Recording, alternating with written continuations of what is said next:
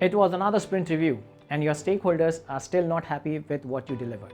Don't worry, you might not be alone. Stay tuned and I will help you identify if your product owner is sabotaging your product delivery.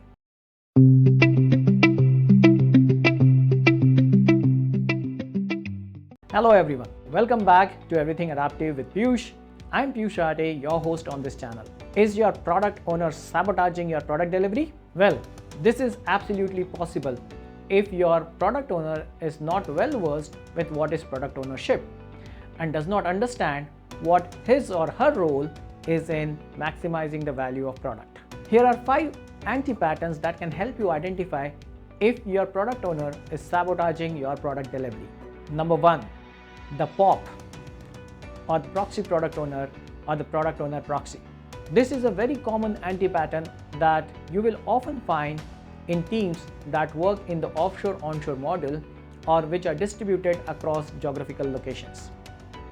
A proxy product owner is typically a representative of the product owner but without any decision-making authority. This person may often lack the vision, the clarity of a real product owner. And anytime you ask for clarification, they have to go back to the product owner or to the customers or the stakeholders to get back an answer. This often leads to bottlenecks, delayed decision making, misaligned priorities, and also impacts the engagement of the team. Number 2, the inaccessible product owner. This product owner is so engrossed in the conversations with the stakeholders and customers that they neglect the other aspects of product delivery. One being product development. They are not available to the developers to clarify their doubts. Result, developers keep on making assumptions. Because of this, there is a lot of difference between the delivered and expected outcomes. This also impacts the overall quality of the product and eventually customer satisfaction. Number 3, the feature factory product owner. The sole purpose of such product owner is to get as many features created from the Scrum team as possible, irrespective of whether it adds any value to the end user or not. Their focus is on keeping the Scrum team busy.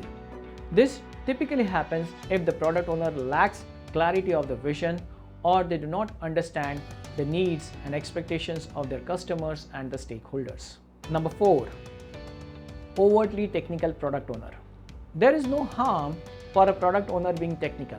The problem begins when the product owner starts getting involved into the technical implementation of the product. They start directing not only the what and why, but also the how of product development.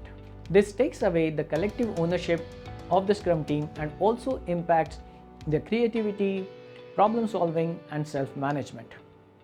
Such product owners also tend to digress from their most important accountability, and that is how to increase or maximize the value of the product. Number 5, the yes boss product owner. The problem with such product owners is that they do not know who their real stakeholders are and they are not able to engage with them in the right way. They often lack the ability to say no to the stakeholders, and as a result, they keep overloading the product backlog with unrealistic expectations of the stakeholders.